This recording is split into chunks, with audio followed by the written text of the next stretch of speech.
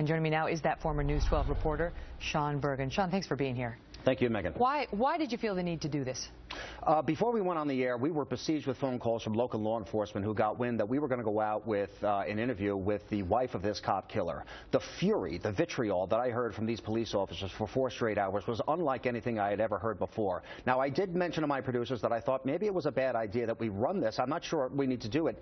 And I said, I'll do the story once station management says go ahead and do it. And they said, yes, you run that sound. It was exclusive sound. Cops were not happy about it. Not happy about it. And so you were trying to add context? I was trying to add some context and balance, and yes, and look, there's no doubt that I went off the reservation. I made a couple of rogue remarks at the end. I knew what I was doing. The question I have for you is, did you expect the results? Because we've seen, I mean, it's not all that unusual to have even, very well-known anchors go on these Sunday shows and offer their opinions. They do it all the time. I mean, Judy Woodruff does it, and Jake Tapper has done it, and Andrea Mitchell. I mean, all sorts of news anchors and reporters go on the Sunday talk shows and offer analysis and occasionally opinion. You did it here in a way that really was rejected. What do you think the difference is? I'm not sure what the difference is. I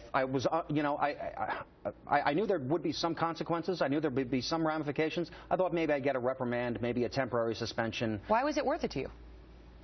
Because this has got to stop. Somebody has to have the guts to stand up and point at this and say, hey, man, we got to start talking about this. I know it's a touchy subject. I know it's a sensitive issue. Especially for a white man to raise. Well, yeah, there's that, too.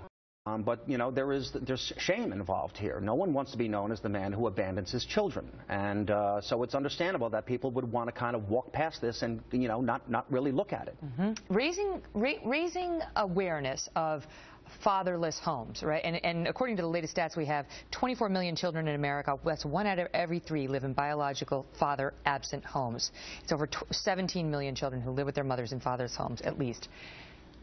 That's well known, right? But what got a little dicey was connecting that to disdain for the police.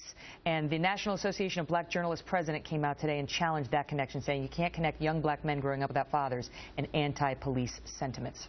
I think you could certainly draw a connection between fatherless young men and this feeling of anti-authoritarianism and an utter disrespect for authority in all its forms, whether it's the police or otherwise. What kind of message do you think it sends now that you were demoted and effectively booted for your comments, and now, I mean, you can't take a job, they offered you $300 a week, and nobody can support themselves on that. What kind of message does it send?